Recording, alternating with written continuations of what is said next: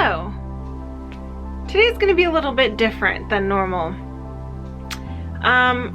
Probably very few of you have been around since the start of our channel, but one of the first videos that we ever put out was a video about Bigfoot and a Bigfoot party we went to.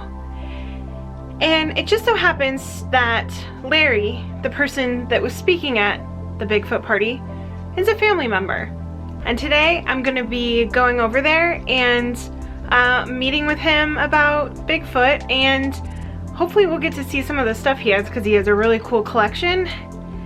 And yeah, I'm very excited because he is a really cool person. He has really interesting stories. He has worked with a lot of prominent people in the Bigfoot hunting world, I guess you could say. And he's just really fun to sit down and talk with, so let's go do this. So Larry. Yes, ma'am. How did you get started in Bigfoot stuff? Oh, well, 1958, the movie The Abominable Snowman came out with Forrest Tucker, and my mother took me to see it when I was 12. Warning, only those with stout nerves and strong hearts should risk seeing the abominable snowman of the Himalayas.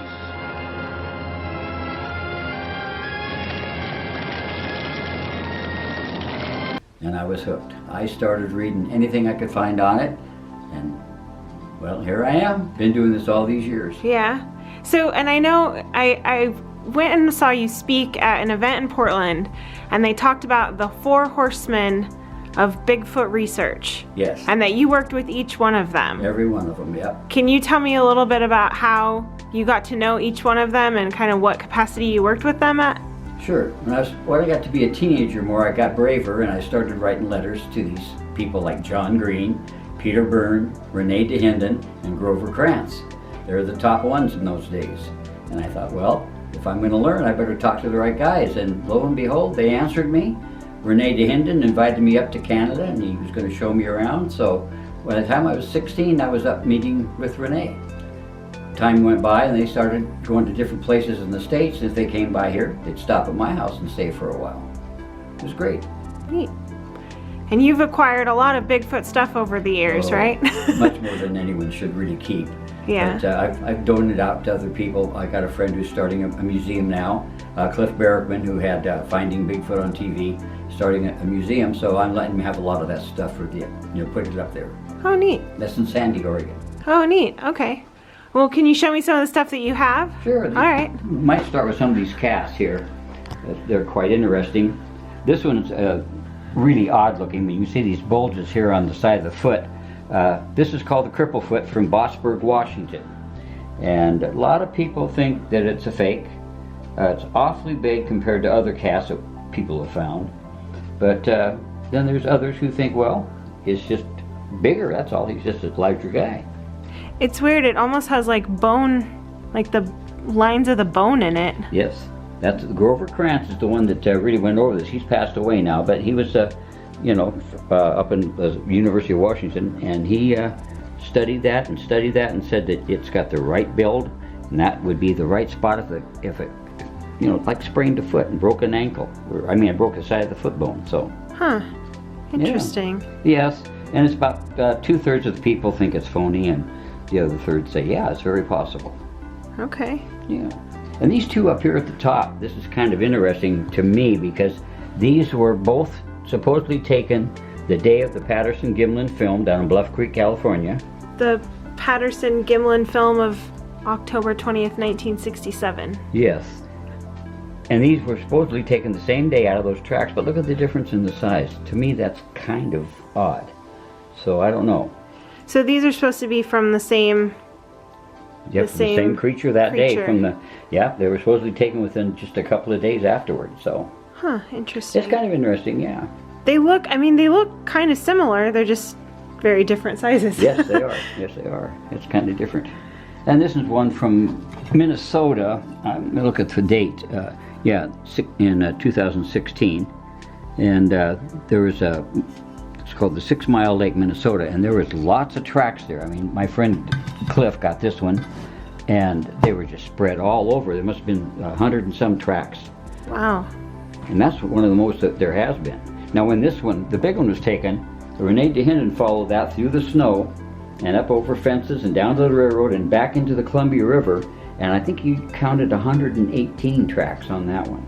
So there have been times when there's a lot of casting done. So, and this is an orang pandak from Sumatra. Now this was brought to me by Cliff Barackman, who's doing that TV show. And they're supposedly the same thing as a Bigfoot, but just in a smaller version. Very strange. Okay. It's not proven yet, though. They haven't seen the creature. So we're just wondering. And this one is Hawaiian, because Hawaii was the only state that didn't have Bigfoot, so a guy had a sighting. He made up a sighting, and of course this is made out of, you know, the lava. Yeah. So it's not real. That's like tiny foot. Yeah, that's right. Well, this is even tinier. And this is my friend's daughter was born, and so he had her foot cast and blaster. He lives in France. They're from France. Oh, neat. So that's kind of tiny. Then this is just, I put some of these out just to show how many shows there are on Bigfoot. I mean, there's page after page of these in here. Drawer after drawer, more of them over there. And these are some of the more famous ones. There's Peter Byrne, who is the main guy today. He lives down in Pacific City, Oregon. And he's been doing this for years and years and years. And he's yet to see one, but he's brought in a lot of information, tracks, and been quite interesting. And him and I are very good friends to this day. The Patterson-Gimlin film. Yes. I know you're pretty familiar with it because you've spent a lot of time looking at the film, right? I have. Can you tell me about what you found and kind of your research involvement with that? Well, I have, you know, looked at it so many times. They used to come to me and ask me about this frame or that frame. But it's just the main piece of evidence for me. I don't say it's real, but it's the best thing out there. They started off just riding up the creek. Roger Patterson and Bob Gimlin were riding their horses up the Bluff Creek, and they come around a log jam, and the horses startled this creature that was bent down by the water. And she stood up, looked at him, and immediately turned away and started walking away. She didn't run. She just walked slowly away. And she got over this rock bank, and Roger finally got his camera focused on her and laid down and got good shots of her, which you can see on this film over here. And everybody says, what do you mean she? She. Well, in this one frame, which you can see here, frame 352, I think it was, she turns and looks back at him. And as she does, large pendulous breasts swing over and they move under this hair. So a costume wouldn't do that as far as we're concerned. We've talked to everybody down in Hollywood and showed them the film, and they said, you know, if this was real, we could understand it, but if it's a phony, we would have had to make it because we're the best in the business. And there was no material like that around in those years, they said. Not possible, could have been done. So that's always kept me on the thing with the Patterson-Gimlin film. I'm just a diehard, I guess, but yeah. A lot of people don't like it, but the majority that watch it really close come down to the fact that if there's really a Bigfoot out there, that's the film of one. All right. And have you ever seen Bigfoot yourself? No. No? I have seen many things that people trying to show you stuff that's, you know, costumes and this and that, but never. And I've seen tracks in the ground many, many times, but only once without people taking me to them. They always say, well, Larry, come up here, we're going to take you and show you these. Well, you know. But one time I was up in the woods with Rene DeHinden. We were walking around up above Harrison Lake in BC. And I saw this indentation in the dirt and the grass, and it looked like a Bigfoot track to me. But there's only one there, though. I couldn't understand why there only was one.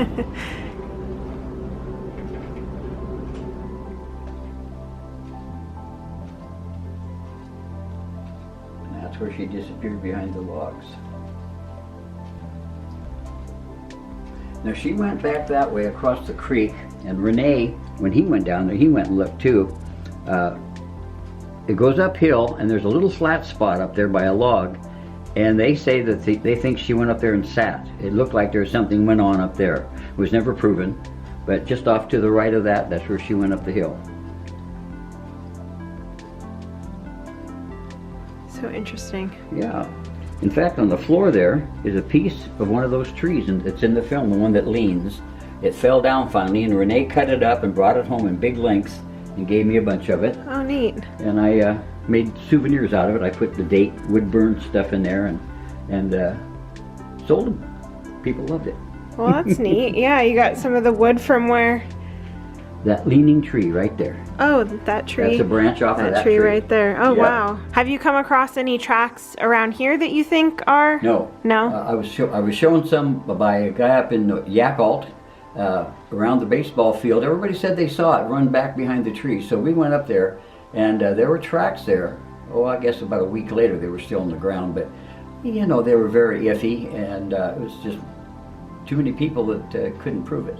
No pictures. Everybody was at a baseball game, and out behind the fence, that's where the creature went, but nobody had the sense to bring up a camera and take a picture of him. But they had pictures of their kids playing baseball. Huh. So I'd have been taking pictures of the creature if I'd seen it. Yeah, yeah. Yeah, so who knows? But yeah, basically Yakult areas had a lot of sightings over the years from the 30s, 40s. And of course there's the ape cave thing. That's way back when. And it's just hard to say. Do you have a favorite piece of Bigfoot, I guess, memorabilia or I do. any? What's that? It's right over here.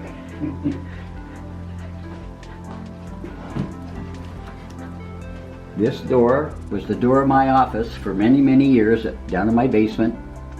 And these are the signatures of just about anybody you can think of, Bigfoot-wise, that came out and visited. I took the door and painted it. First I sanded it down and I wood burned these little tracks in there and painted it and just said, okay, sign the door, and they did.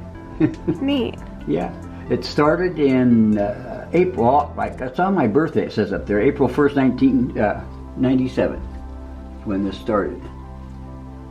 Neat. You got down here, you got Renee DeHinden and Peter Byrne over there, and just, you know, they go all the way down there. Todd Neese, I see here on the edge.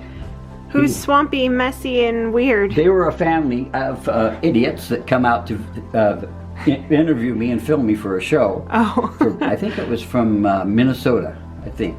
And they come out and stayed, a week. And they were just crazy. A lot of fun.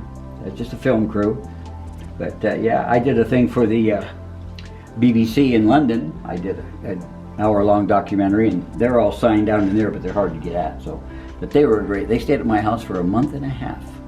Oh, that was a lot of fun. We went everywhere. Every place there had been a sighting reported in Oregon and Washington, I think we went to every one of them. And they made their documentary on that, and it's really interesting. Oh, interesting. Yeah, yep. And this one's an author, Rainy Knight, wrote Critter about Bigfoot. It's kind of a kid's kind of a book, though, but it was pretty good. She's local. Yeah. That's neat. We had a project that Peter Byrne put together, and it's the only one we were awarded $1 million. We had to use it in 1 year. And so to do a documentary and do Bigfoot research. And so Peter had lots of equipment, lots of computers and cameras and stuff out of it. And this is one of our tire covers. And so I decided to keep that for a souvenir. That's neat. Yeah, that's a lot of fun. A lot of fun. Here we got that bag there. Peter Byrne brought that back from Nepal. He's a big game person. He used to be a big game hunter, but he didn't want to shoot them anymore. So he started a reserve. He's got a tiger reserve in Nepal. And elephants, he's very famous for his elephant work. And so he brought that back for me. And here's just some of the awards and stuff. This Encounters, I used to take and make something every time I did a TV show, and this was a show we did up around Grays Harbor. It was called Encounters. It was back in the mid-90s. It was on for a few years. And so I just did that. Oh, so this is like your wall of Shame. Your wall of shame. Yeah. Yeah. So you got the cast of Finding Bigfoot. Yep, they're a bunch of crazies. I really like them.